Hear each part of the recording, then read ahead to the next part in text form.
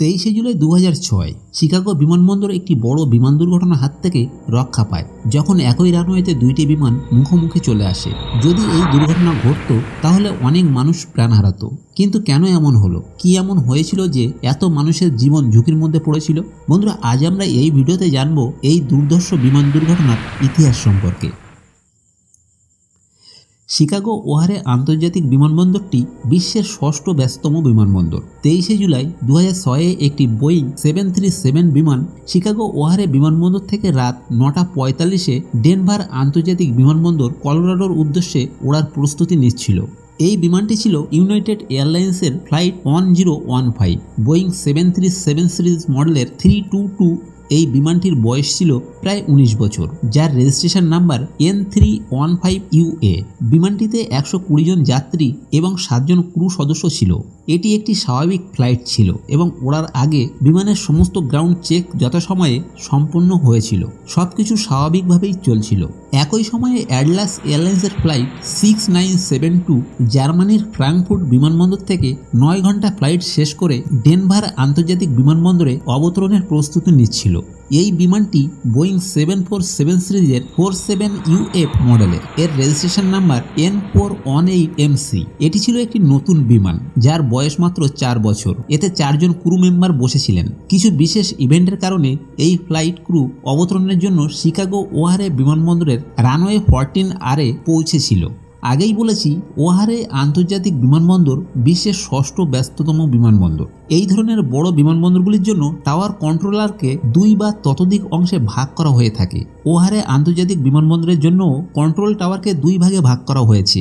প্রথম টাওয়ার হলো NLC অর্থাৎ উত্তর লোকাল কন্ট্রোলার এবং দ্বিতীয় টাওয়ার হলো SLC অর্থাৎ দক্ষিণ লোকাল কন্ট্রোলার। কিন্তু বিশেষ কিছু কারণে ওই সময় নর্থ লোকাল কন্ট্রোলার টাওয়ারটি বন্ধ হয়ে যায়, যার কারণে 14R এবং 27L উভয় রানওয়েতে বিমান অবতরণ ও টেক আপের দায়িত্ব পড়ে দক্ষিণ লোকাল কন্ট্রোলারে। এই সময় ইউনাইটেড এয়ারলাইন্সের ফ্লাইটটি বিমানবন্দরের সমস্ত গ্রাউন্ড চেক সম্পন্ন করে ওড়ার জন্য চূড়ান্ত প্রস্তুতি নিচ্ছিল। আবহাওয়া ফ্লাইটের জন্য উপযুক্ত ছিল এবং দৃশ্যমানতাও বেশ ভালো ছিল। ঠিক একই সময়ে আনুমানিক 9:57 অ্যাটলাস এয়ারলাইন্সের ফ্লাইট ক্রুরা অবতরণের অনুমতির জন্য সাউথ লোকাল কন্ট্রোলারের টাওয়ারের সাথে প্রাথমিক যোগাযোগ করে এবং south local controller tower Atlas এয়ারলাইন্সকে রানওয়ে 14R অবতরণের অনুমতি দেয়। কন্ট্রোলার ফ্লাইট পাইলটদের জানিয়েছিলেন যে আপনাদের অবতরণের আগে রানওয়ে পরিষ্কার করে দেওয়া হবে। তাই স্বাভাবিক ফ্লাইট অবতরণ পদ্ধতি অনুসরণ করে কন্ট্রোলার ফ্লাইট পাইলটদের বাতাসের অবস্থান এবং দিক সম্পর্কে অতিবাহিত করেন। এদিকে ইউনাইটেড এয়ারলাইন্সের ফ্লাইট বোয়িং 737 তার ফ্লাইটের জন্য রানওয়ে নম্বর 27L পৌঁছায়। অ্যাটলাস এয়ারলাইন্সের ফ্লাইট 6972 রানওয়ে 14R অবতরণের জন্য নির্ধারিত ছিল এবং ইউনাইটেড এয়ারলাইন্সের ফ্লাইট 1015 রানওয়ে 27L থেকে ওড়ার জন্য নির্ধারিত ছিল। ইউনাইটেড এয়ারলাইন্সের ফ্লাইট রানওয়ে 27L থেকে ওড়ার জন্য প্রস্তুত, কিন্তু পাইলট কন্ট্রোলারের কাছ থেকে আরও 2 মিনিট অতিরিক্ত সময় চেয়েছিলেন যাতে প্রি টেক অফ চেকলিস্ট সম্পূর্ণ করতে পারে। কন্ট্রোলার পাইলটকে এর জন্য অনুমতি দিয়েছিলেন। রানওয়ে 14R যেটি অ্যাটলাস এয়ারলাইন্স ফ্লাইট অবতরণের জন্য যাচ্ছিল এবং রানওয়ে 27L যেখান থেকে ইউনাইটেড এয়ারলাইন্সের ফ্লাইটটি টেক অফ করতে চলেছে, এই রানওয়ে দুটি একে অপরকে ছেদ করেছে। অ্যাটলাস এয়ারলাইন্সের ফ্লাইটটি 3 মাইল প্রতি মিনিটে রানওয়ে 14R এর কাছে আসছিল। অন্যদিকে ইউনাইটেড এয়ারলাইন্সের ফ্লাইটটি এখনও টেক অফের জন্য চূড়ান্ত প্রস্তুতি নিচ্ছিল। দুইটি বিমান এখন একই সময়ে অবতরণ ও টেক অফ করতে যাচ্ছিল।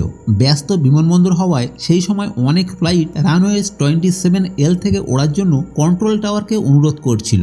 অ্যাটলাস এয়ারলাইন্সের ফ্লাইটটি ছিল সেই রাতের অবতরণের শেষ ফ্লাইট। এই কারণে ডিসপ্লে সিস্টেম ফ্লাইট ডিব্রিটিতে স্পষ্ট দেখা যাচ্ছিল। ডিব্রিটি অর্থাৎ digital bright radar indicator tower equipment. এটি একটি IS সিস্টেম যার ডিসপ্লেতে বিমানবন্দরের চারপাশে উড়ন্ত সমস্ত ফ্লাইট দেখা যায়। আগেই বলেছি যে অ্যাটলাস এয়ারলাইন্সের ফ্লাইটটি সে রাতে অবতরণ করা শেষ ফ্লাইট ছিল, তাই কন্ট্রোলারের সমস্ত মনোযোগ এখন কেবল ফ্লাইট টেক অফের দিকেই ছিল। কন্ট্রোলার তাই ফ্লাইট বোর্ড চেক করতে এবং টেক অফ হতে চলেছে ফ্লাইটগুলি পরিচালনা করতে ব্যস্ত ছিলেন। রাত 10:20 নাগাদ যখন কন্ট্রোলার এই সমস্ত কিছু পরিচালনা করার চেষ্টা করছিল, তখন অবশেষে রানওয়ে 27L অপেক্ষারত ইউনাইটেড এয়ারলাইন্সের ফ্লাইটটি টেক অফের জন্য অনুরোধ করে। এরপর কন্ট্রোলার তার জানলা থেকে রানওয়ে 14R চেক করেন এবং নিশ্চিত করেন যে সেখানে অন্য কোনো ফ্লাইট নেই। কন্ট্রোলার তারপরে সব ফ্লাইটের অবস্থান বিশ্লেষণ করে যেগুলি বিমানবন্দর থেকে সবেমাত্র টেক অফ করেছে বা বিমানবন্দরের আশেপাশে কোনো ফ্লাইট টার্বুলেন্সে আছে কি। এই সমস্ত বিষয়গুলি পরীক্ষা করার পরে কন্ট্রোলার ইউনাইটেড এয়ারলাইন্সের ফ্লাইটটিকে রানওয়ে 27L থেকে ওড়ার জন্য অনুমতি দেয়। এই সমস্ত জিনিসগুলি খুব অল্প সময়ের মধ্যে পরিচালনা করতে হয়েছিল, যার কারণে কন্ট্রোলার কিছুটা বিভ্রান্ত হয়ে পড়েন। কন্ট্রোলার বাতাসের পরিস্থিতি সম্পর্কে ইউনাইটেড এয়ারলাইন্সের ফ্লাইটকে অতিবাহিত করেন এবং অবশেষে টেক অফের অনুমতি দেয়। কয়েক সেকেন্ডের মধ্যে ইউনাইটেড এয়ারলাইন্সের ফ্লাইটটি টেক অফের জন্য রানওয়েতে চলতে শুরু করে। একই সময়ে অ্যাটলাস এয়ারলাইন্সের ফ্লাইট রানওয়ে 14R অবতরণ করে। দুইটি প্লেন প্রচণ্ড গতিতে একে অপরের দিকে চলতে শুরু করে। ইউনাইটেড এয়ারলাইন্সের ফ্লাইটটি স্বাভাবিক পদ্ধতি অনুসরণ করে প্রায় 110 নট গতিতে টেক অফের জন্য রানওয়েতে যাচ্ছিল। তখন ইউনাইটেড এয়ারলাইন্সের ক্যাপ্টেন দেখতে পায় অ্যাটলাস এয়ারলাইন্সের ফ্লাইটটি রানওয়ে 14R থেকে আসছে। তখন ক্যাপ্টেন বললেন, মনে হচ্ছে না বিমানটি থামবে। সেই সময় অ্যাটলাস এয়ারলাইন্সের ফ্লাইটটি প্রায় 15 থেকে 20 নট গতিতে চলছিল। ইউনাইটেড এয়ারলাইন্সের ক্যাপ্টেন নিশ্চিত ছিলেন যে এই গতিতে টেক অফ বন্ধ করা সম্ভব নয়। এমনকি তারা থামার চেষ্টা করলেও বিমানটি অ্যাটলাস এয়ারলাইন্সের বিমানের সাথে সংঘর্ষে লিপ্ত হবে। তাই ক্যাপ্টেন টেক অফ চালিয়ে যান এবং প্লেনের গতি বাড়িয়ে দেয়। ক্যাপ্টেনের কাছে দ্বিতীয় বিকল্প ছিল তার টেক অফ গতি কমানো এবং প্লেনটিকে ডান দিকে ঘুরানো, কিন্তু রানওয়ের ডান দিকে অনেক প্লেন রানওয়েতে দাঁড়িয়েছিল এবং ক্যাপ্টেন নিশ্চিত ছিলেন যে এটি করলে অবশ্যই বিমান বিধ্বস্ত হবে। সেই সময় বিমানের জ্বালানিও পূর্ণ ছিল, তাই দুর্ঘটনার কারণে যদি বিমানটিতে আগুন লেগে যায় তাহলে যাত্রীদের বাঁচানো সম্ভব হবে না। সেই কারণে ক্যাপ্টেন প্লেনের গতি বাড়ান। অ্যাটলাস এয়ারলাইন্সের প্লেন তখনও তাদের দিকে এগিয়ে আসছিল। ইউনাইটেড এয়ারলাইন্সের ক্যাপ্টেন তখন সিদ্ধান্ত নেন যে এই সংঘর্ষ এড়াতে তাকে তাড়াতাড়ি বিমানকে টেক অফ করাতে হবে। তাই ক্যাপ্টেন প্লেনের রোটেশন স্পিড বাড়িয়ে দেয়। রোটেশন স্পিডের কাজ হলো প্লেনের নাক উপরের দিকে তুলে টেক অফ করানো। ক্যাপ্টেন এখন প্রয়োজনীয় গতির আগেই রোটেশন শুরু করেন যাতে প্লেন যত তাড়াতাড়ি সম্ভব টেক অফ করতে পারে। এসব খুব দ্রুতই ঘটছিল এবং যে কোনো সময় দুইটি বিমান একে অপরের সঙ্গে সংঘর্ষ লিপ্ত হতে পারে। ততক্ষণে অ্যাটলাস এয়ারলাইন্সের বিমানটি রানওয়ের মাঝখানে পৌঁছে গেছে। মাত্র কয়েক সেকেন্ডের মধ্যে দুইটি বিমান একে অপরের সাথে সংঘর্ষে লিপ্ত হবে এবং শত শত মানুষ প্রাণ হারাতে পারে। ততক্ষণে এটিসি টাওয়ারের নিয়ন্ত্রকও দুই বিমানকে একে অপরের দিকে আসতে দেখেন। কন্ট্রোলার রেডিওতে স্টপ স্টপ স্টপ চিৎকার করে এবং বিপর্যয়ের মাত্র কয়েক সেকেন্ড আগেই ইউনাইটেড এয়ারলাইন্সের বিমানটি অ্যাটলাস এয়ারলাইন্সের ঠিক উপর থেকে টেক অফ করে এবং একটি বড় দুর্ঘটনার হাত থেকে দুইটি বিমান রক্ষা পায়। টেক অফের পরে ইউনাইটেড এয়ারলাইন্সের ক্যাপ্টেন কন্ট্রোলারকে জিজ্ঞাসা করেন কেন অ্যাটলাস এয়ারলাইন্সের বিমানটিকে টেক অফ রানওয়ের আগে থামায়নি। তখন অ্যাটলাস এয়ারলাইন্সের ক্যাপ্টেন বলেন যে কন্ট্রোলার তাকে এ বিষয়ে কিছু বলেনি। পরে এনটিএসবি তাদের প্রতিবেদনে বলেছেন যে দুইটি বিমান মাত্র 35 ফুট দূরত্বে একে অপরের সাথে সংঘর্ষ এড়ায়। এই ঘটনাটি ওহারে বিমানবন্দরের জন্য 2006 সালে সবচেয়ে বিপজ্জনক ঘটনা, যাতে শত শত যাত্রী প্রাণ হারাতে পারত।